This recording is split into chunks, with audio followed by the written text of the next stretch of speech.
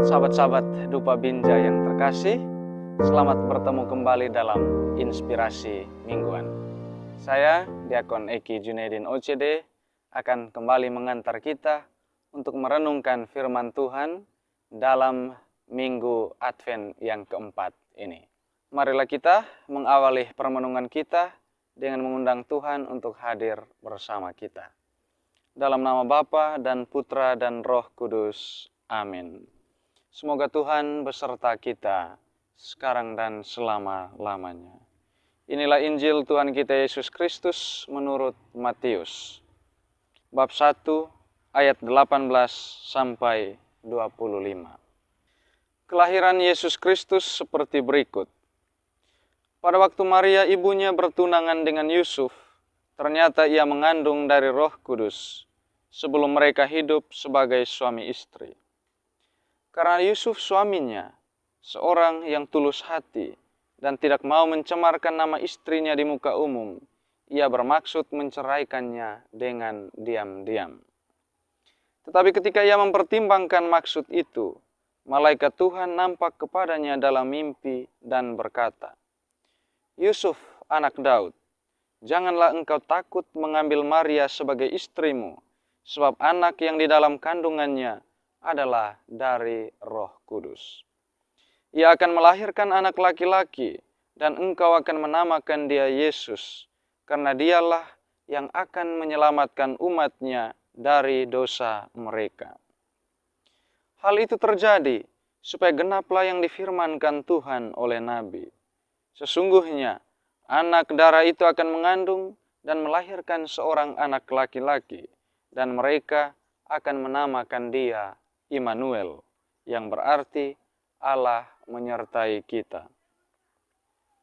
Sesudah bangun dari tidurnya, Yusuf berbuat seperti yang diperintahkan malaikat Tuhan itu kepadanya. Ia mengambil Maria sebagai istrinya, tetapi tidak bersetubuh dengan dia sampai ia melahirkan anak laki-laki, dan Yusuf menamakan dia Yesus. Demikianlah sabda Tuhan. Terpujilah Kristus. Saudara-saudari yang terkasih, pencinta firman Tuhan, saya akan mengajak kita untuk bermenung dengan memilihkan beberapa ayat kunci yang menjadi gagasan utama dari Injil yang kita dengarkan hari ini. Yang pertama, kita dengar dalam Injil bahwa sesungguhnya anak darah itu akan mengandung dan melahirkan seorang anak laki-laki. Dan mereka akan menamakan dia Immanuel, yang berarti Allah menyertai kita. Nah, anak darah atau perawan yang dicatat oleh penginjil Matius memiliki maksud yang sama dengan apa yang tertulis dalam kitab Nabi Yesaya. Yaitu sama-sama menunjuk pada seorang wanita yang sudah memasuki usia genap untuk perkawinan dan juga yang belum menikah. Jadi anak darah selalu menunjuk, kalau dalam perjanjian lama itu selalu dipakai untuk menyebut gadis yang sudah cukup umur untuk menikah, tetapi juga yang belum pernah bersuami. Lalu menjadi pertanyaan menarik untuk kita renungkan. Mengapa Tuhan Yesus Kristus itu ketika dia menjadi manusia harus lahir dari seorang anak darah yang sudah bertunangan? Atau harus lahir melalui seorang wanita yang telah diikat dalam suatu hubungan. Nah, pertama yang perlu kita refleksikan, ini seakan mau menunjukkan bahwa Allah begitu menghargai status perkawinan. Lembaga perkawinan Tuhan ingin supaya kita menaruh penghargaan yang layak. Karena ini sesuatu yang dikuduskan, sesuatu yang diberkati, dan juga sesuatu yang Allah sendiri kehendaki. Sehingga dengan hadirnya Kristus melalui keluarga Maria dan Yusuf, ini seakan mau mengatakan bahwa kelahiran seorang anak, kehadiran seorang anak itu semestinya harus melalui sebuah perkawinan. Dan tidak pernah dapat dibenarkan kehadiran seorang anak di luar perkawinan. Ini pesan yang pertama. Lalu yang kedua, mengapa Kristus harus lahir dari seorang anak darah yang bertunangan? Ini untuk menyelamatkan nama baik Maria.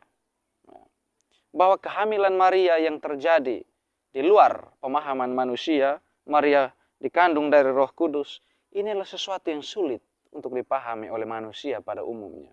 Dan bahkan Yusuf pada awalnya. Maka dengan menitipkan Tuhan Yesus melalui Maria yang telah bertunangan, Maria pun dapat terlindungi melalui lembaga perkawinan ini dari cemooh, juga dari dugaan bahwa dia telah mengkhianati Yusuf suaminya. Nah, ini juga seakan menggarisbawahi apa yang juga dikatakan para penulis rohani. Mereka mengatakan bahwa lebih baik kalau ditanyakan, ini dia, bukankah ini anak seorang tukang kayu? Daripada kalau ditanyakan, bukankah ini anak seorang wanita sundal? Maka mungkin perasaan kita akan berbeda ketika mendapati perikop demikian yang tertulis. Dan syukurlah yang dikatakan dalam kitab suci, orang menanyakan, bukankah dia anak seorang tukang kayu? Artinya kehadiran Yesus mendapat legitimasi dalam lembaga perkawinan, dalam keluarga Yusuf dan Maria. Dan yang ketiga, mengapa Kristus harus lahir dari seorang anak darah yang sudah bertunangan?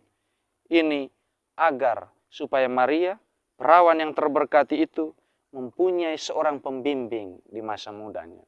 Dia seorang ibu muda yang masih harus belajar, masih harus terus menempuh perjalanan iman. Dan dia butuh seorang penolong dalam perjalanan, seorang kawan yang menjaganya, dan seorang pemelihara yang meneguhkan imannya. Disinilah peran Yusuf bagi Maria. Disinilah kita juga mendapat gambaran bahwa setiap suami mestinya menjadi penolong bagi istrinya. Juga demikian sebaliknya, seorang istri hendaknya menjadi penolong bagi suaminya. Bukan hanya dalam soal perjalanan hidup bersama, tapi juga dalam soal iman dan kepercayaan akan Tuhan. Yang kedua, kita merenungkan juga ayat di mana dikatakan bahwa Yusuf anak Daud, janganlah engkau takut mengambil Maria sebagai istrimu, sebab anak yang di dalam kandungannya adalah dari Roh Kudus. Nah, mengapa ungkapan jangan takut dimunculkan dalam perikop ini? Ini mau memberikan satu peneguhan dan penghiburan kepada Yusuf. Kita bisa bayangkan betapa galaunya hati Yusuf ketika mengetahui bahwa Maria yang dia kasihi, tunangannya itu telah mengandung. Padahal Yusuf tahu dia tidak pernah menyentuh Maria. Kita juga bisa membayangkan kecemburuan seorang laki-laki itu juga dialami oleh Yusuf. Tetapi kita tahu bahwa Yusuf selain seorang yang tulus hatinya, dia juga seorang yang sangat menyayangi Maria. Memang seperti dikatakan, ketika seseorang mencintai, maka dia tidak pernah menginginkan sesuatu yang buruk menimpa orang yang dicintainya. Apalagi kalau dia sendiri yang harus menjadi penyebabnya. Maka kita perlu belajar dari sikap Yusuf. Yang pertama, dia menunjukkan meskipun dia kecewa, meskipun dia marah, meskipun dia galau, meskipun dia harus melewati pergumulan ketika tahu bahwa Maria mengandung, dia melakukan hal-hal yang perlu kita juga teladani. Yang pertama, Yusuf tidak mau mencemarkan nama Maria di muka umum. Ini bisa saja Yusuf lakukan, karena menurut hukum Taurat, menurut tradisi Yahudi, seorang gadis yang sudah bertunangan, apalagi kalau dia sudah menikah, dia seorang istri yang sah, jika dia mengkhianati suaminya dengan berhubungan dengan pria lain, maka ia harus dirajam, dia harus dihukum mati dengan cara dilempari dengan batu. Kalau Yusuf adalah seorang yang kejam, kalau dia tidak sungguh-sungguh mengasihi Maria, maka pasti dia akan menempuh cara ini untuk membalaskan sakit hati yang dirasakan. Namun Yusuf tidak mau memanfaatkan hukum ini untuk menindak Maria. Jika Maria memang bersalah dan hal ini belum diketahui orang, Yusuf tidak akan memberitahukannya juga. Ini memberi kita pesan bahwa pertimbangan yang matang dalam menghadapi suatu tantangan, suatu kesalahan, dan suatu dakwaan atau penghakiman kita terhadap orang lain, kalau itu benar-benar melibatkan Tuhan di dalamnya, maka yang akan lebih dominan adalah belas kasih dan pengampunan, bukannya dendam dan amarah. Inilah yang Yusuf lakukan. Lalu pesan yang kedua yang memberi kita bukti bahwa Yusuf begitu mengasihi Maria, bahwa Yusuf bermaksud menceraikan Maria secara diam-diam. Caranya bagaimana? Cukup dia memberikan surat cerai di hadapan dua orang saksi, itu sudah mendapatkan syarat minimum untuk bisa membatalkan suatu perkawinan dalam tradisi Yahudi. Dan Yusuf menempuh cara ini supaya apa? Persoalan yang dihadapi, masalah yang dihadapi dalam hubungannya dengan Maria istrinya, hanya mereka yang mengetahuinya. Itu hanya menjadi rahasia antara mereka berdua. Ini memberi pesan bagi kita, bahwa bila kita ingin mengecam orang yang sudah melakukan kesalahan, bila kita ingin memperbaiki suatu kesalahan orang lain, lakukanlah itu tanpa perlu digembar-gemborkan. Lakukanlah itu di hadapan orang itu sendiri, bukan di belakangnya. Ini yang Yusuf lakukan, yang sekiranya juga menjadi inspirasi dan pesan bagi kita. Kalau kita bisa melakukan demikian, berani mengatakan sesuatu yang tidak kita sukai di hadapan orang yang ingin kita perbaiki, itulah tanda cinta yang sesungguhnya. Bukan sebaliknya, kita mengatakan sesuatu yang buruk di belakang orang itu, sementara di depannya kita memuji dia. Itu bukanlah tanda sejati dalam cinta. Itu bukan sesuatu yang Yusuf hidupi, yang hari ini juga kita teladani sikapnya.